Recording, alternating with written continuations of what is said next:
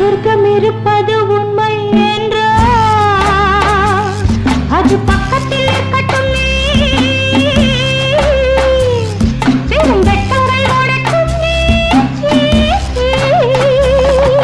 சொர்க்கம் இருப்பது உண்மை என்றால் அது பக்கத்தில் இருக்கட்டுமே. வெறும் வெட்கங்கள் ஓடட்டுமே.